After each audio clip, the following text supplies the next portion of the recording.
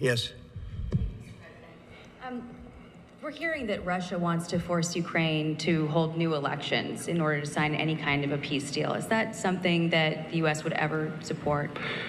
Well, we have a situation where we haven't had elections in Ukraine, where we have martial law, or essentially martial law in Ukraine, where the leader in Ukraine, I mean, I hate to say it, but he's down at 4% approval rating, and where a country has been blown to smithereens. You got most of the cities are laying on their sides. The buildings are collapsed. It looks like a massive demolition site.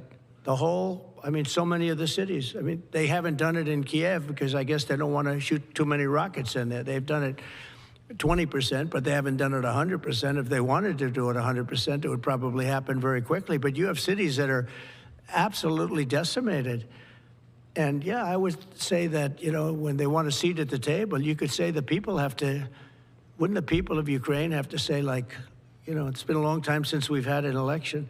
That's not a Russia thing. That's something coming from me and coming from many other countries also.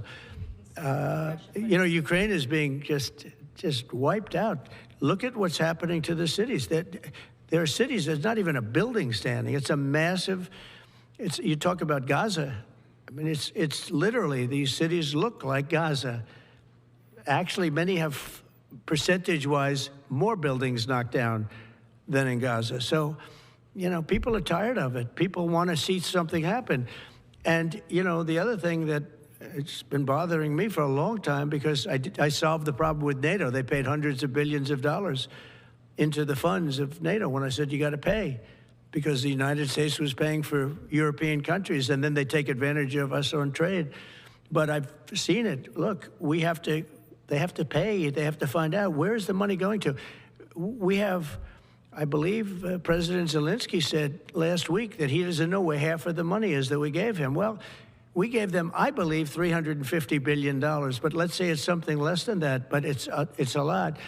And we have to equalize with Europe, because Europe has given us given a very much smaller percentage than that. I think Europe has given $100 billion, and we've given, let's say, 300 plus, and it's more important for them than it is for us. We have an ocean in between, and they don't.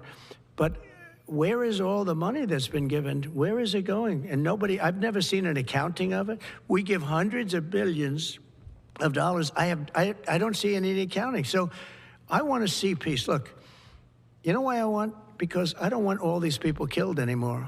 I'm looking at people that are being killed, and they're Russian and Ukrainian people, but they're people. Doesn't matter where they're from on the whole planet. And I think I have the power to end this war. And I think it's going very well.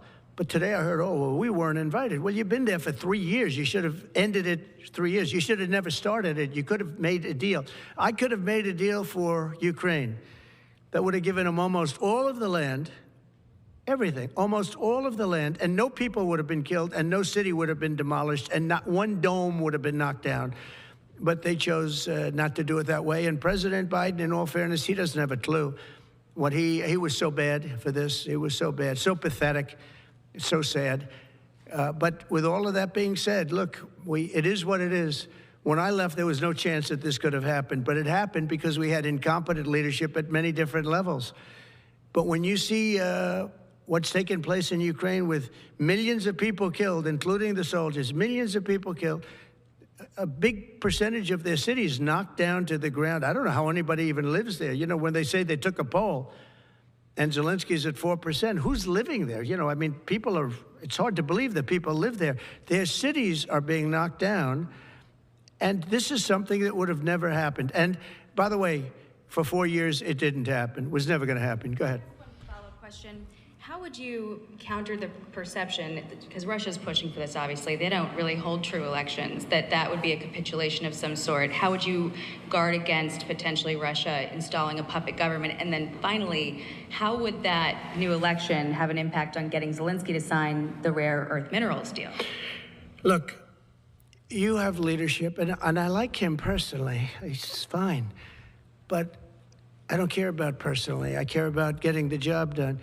You have leadership now that's allowed a war to go on that should have never even happened, even without the United States. Look, we had a president who was grossly incompetent. He had no idea what he was doing. He said some very stupid things, like going in for portions and all of the things. He made a lot of bad statements, but he's grossly incompetent, and I think everyone knew that. This is something that should have never happened, would have never happened. And I used to discuss it with Putin. President Putin and I would talk about Ukraine, and it was the apple of his eye, I will tell you that. But there was never a chance of him going in. And I told him, you better not go in, don't go in, don't go in. And he understood that. He understood it fully. But I'm only interested, I want to see if I can save maybe millions of lives. This could even end up in a World War III. I mean, to be honest with you, you've been hearing now Europe is saying, well, I think we're going to go in and we're going to go. All of a sudden, you're going to end up in World War III over something that should have never happened. And, you know, it's a very sad situation.